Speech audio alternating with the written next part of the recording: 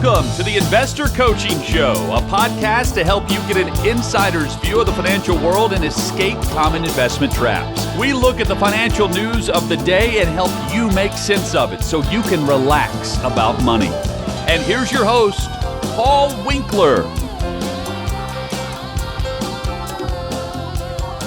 And welcome to the Investor Coaching Show. Paul Winkler talking about money and investing along with Mr. Ira Work, hanging out here in the studio with me today.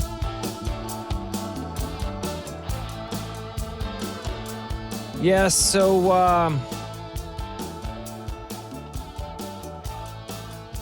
we were talking about, just before this break, we got into a little conversation, and I brought up the whole thing with marijuana stocks. It's just the idea, there's always something, squirrel.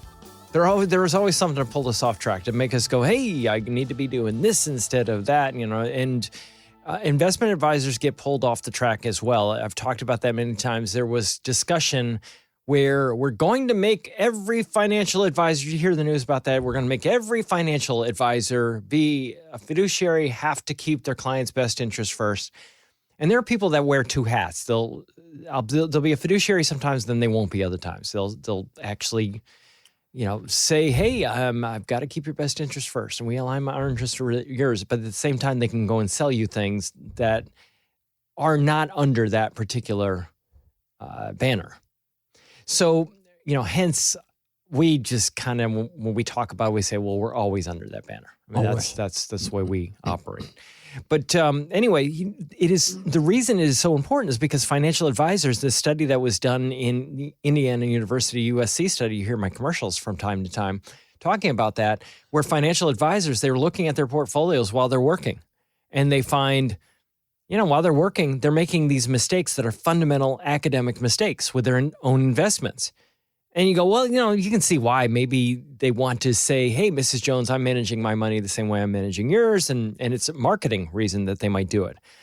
But then even after they retire, they continue to make the same mistakes. So they're saying, well, wait a minute. This isn't, the research from the universities was basically pointing out, this isn't because they're just trying to do this for marketing purposes. They truly didn't know what the right thing is to do. And they make mistakes, fundamental mistakes, on a consistent basis, even after they retire, and they're not managing other people's money. So this whole thing about marijuana stocks is something that was of interest, because I was cleaning out my vehicle and I was looking at some old notes that I had as I was just taking some stuff out of the back seat and go, oh man, I need to, a lot of times I'll leave show prep stuff in the back of the vehicle. And then it builds up and I have to get rid of it. But I was talking about, in one show, I was talking about how they were looking at antidepressants. And they brought these antidepressants to Cambodia. And they said, hey, we've got these antidepressants we ought to use because we know that you have a large population of depressed people in Cambodia. And the local doctors say, well, we don't need them. We've got some antidepressants that we've discovered work really well. And they're like, oh, was it herbal? Is it St. John's wort? Is it, what is it? And it says, we want to give them an antidepressant. And he said, sat with them and listened to the person. And he said, well, here's how we solve depression. We bought them a cow. And what happened is these people would be in the rice fields.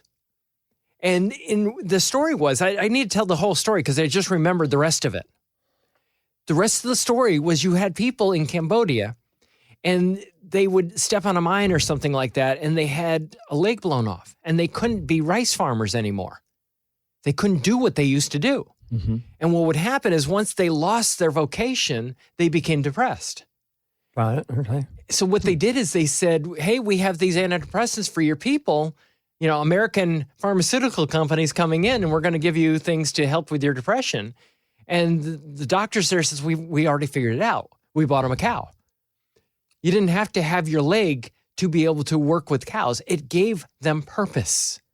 As long as they had purpose, they were able to thwart depression. Mm-hmm. And so often what happens is we have hopelessness is what depression really is. It's anxiety. It's fear of the future. and add hopelessness to that. And that's where you end up with, that's one part of it. There can be chemical things and like that, so I'm being a little bit overly simplified right here. But in essence, that's what we're talking about. Well, one of the things we're finding here in America that people are trying to do for depression and for anxiety is what? Weed. Smoke weed. People are doing that.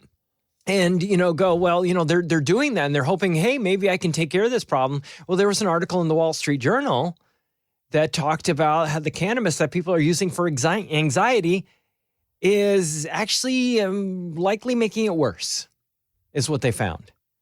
A lot of people with anxiety are counting on cannabis's ability to treat their symptoms. Here's the problem. The science shows that it probably doesn't help, and it may make things or symptoms worse. And these companies have promoted this stuff saying, this is what you need it for. You need it because it's going to help with anxiety. And if you need another reason not to invest in cannabis stocks, here's another one right here. Because people were thinking this was going to be the big deal. And, as I pointed out, the people that made the most money on this stuff were the people selling the implements to grow this stuff, But what happened is they had they had all this research that they were doing. They find it's not helping. So if you have anybody that's doing it for that reason, going, there's an article in Wall Street Journal, you might want to read it. Might not be a bad idea to look at what you're doing and see if it has any efficacy. Real estate. Had you seen the news, Ira, on real estate this week? Big talk about in Market Watch that real estate commissions, as we know them, could end.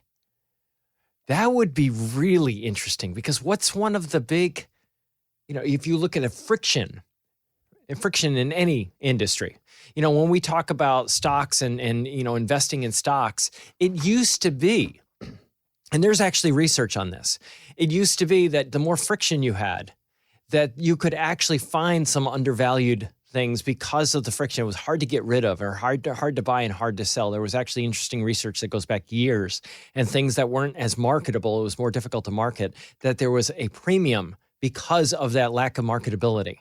I've talked about it in the show. I won't go back to it because actually there's a mutual fund based on it.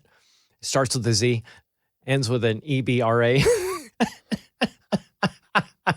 Yeah, zebra. And it didn't do so well. It was based on this concept, but it was one of those things I kind of lampooned. I said, now that the information is out there, the premium is probably going to go away, and it did.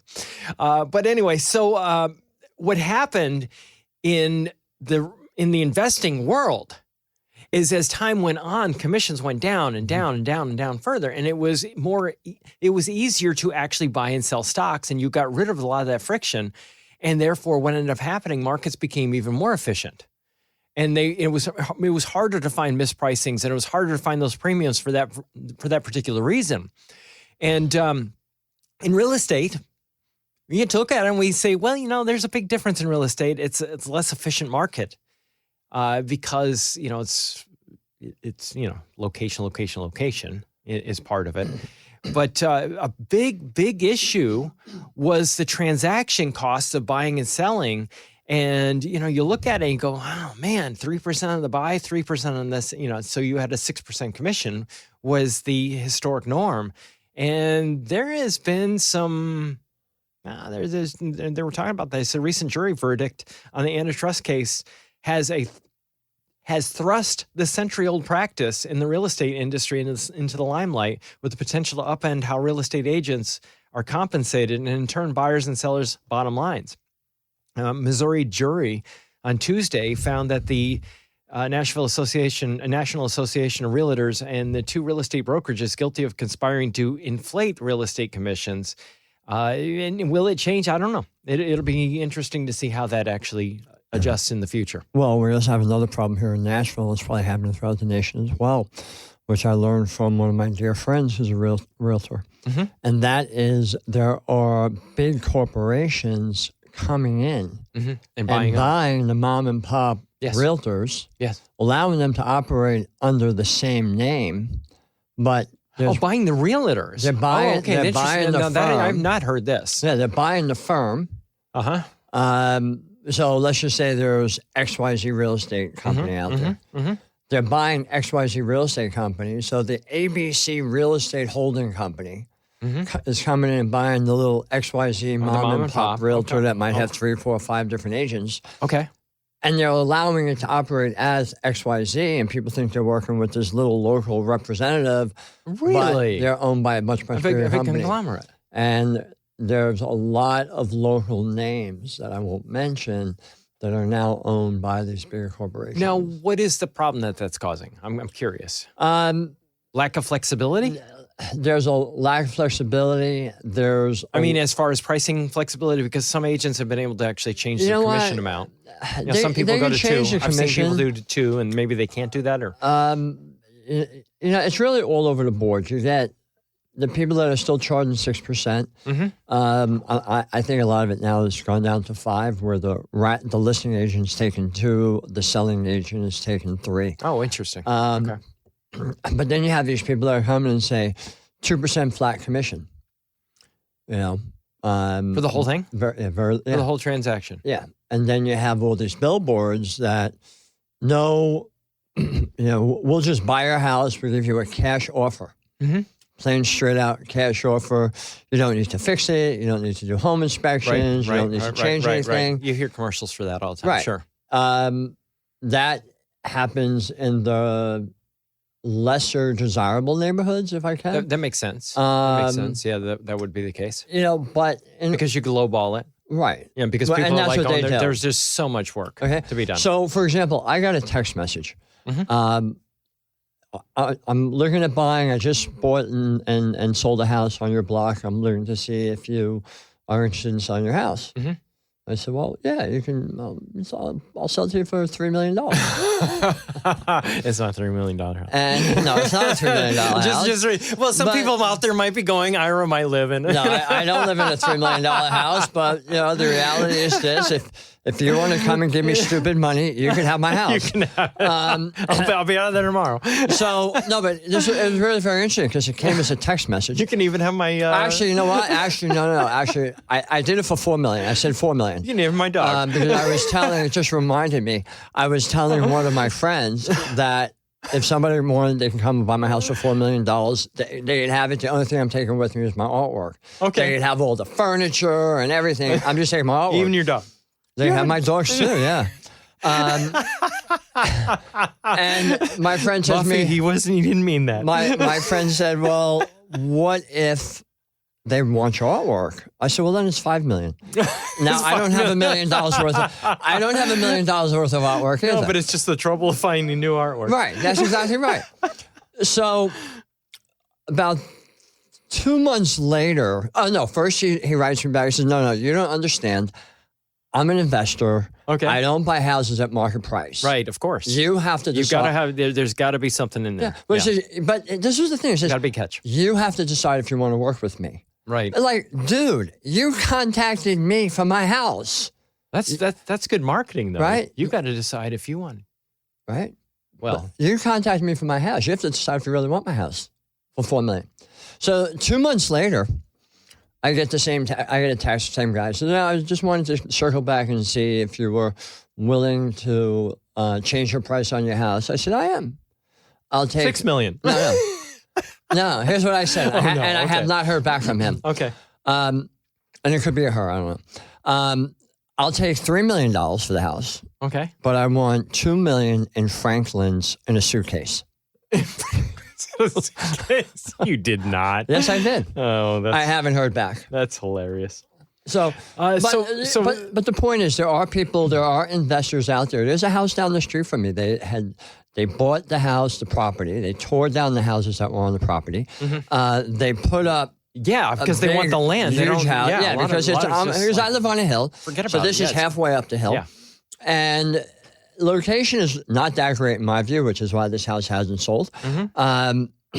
They listed it initially for $4.9 million. It's now down to 3.5. What? Yeah. Wow. If they have not been able to sell it. So it's got this like wide piece of property. It's got no depth to the property. Right. And it's on the side of a hill. So there's like a granite or whatever, the limestone, whatever the rock is here, in their backyard. But they have about like 9 feet from the back of the house to this stone wall. Don't sleepwalk. Yeah, so it's the only thing I can think. But from the front of the house, I got some really nice views. It looks like a nice house, but it's like 7,000 square feet. And, my wife won't let me buy anything bigger than what. You don't need that. Wow. Hey, this is Paul Winkler. Hope you enjoyed today's edition of the Investor Coaching Show. You want to learn more about what we do, go to our website, paulwinkler.com. You can watch some of the videos there, and if you're not already a client, you can set up a free initial consultation. Until next time, I'm Paul Winkler, reminding you that I believe that more educated investors are more confident investors, and confident investors are more successful investors. Have a great one. Advisory services offered through Paul Winkler, Inc., an SEC-registered investment advisor. The opinions voiced and information provided in this material are for general informational purposes only and not intended to provide specific advice or recommendations for any individual. To determine what investments are appropriate for you, please consult with a financial advisor.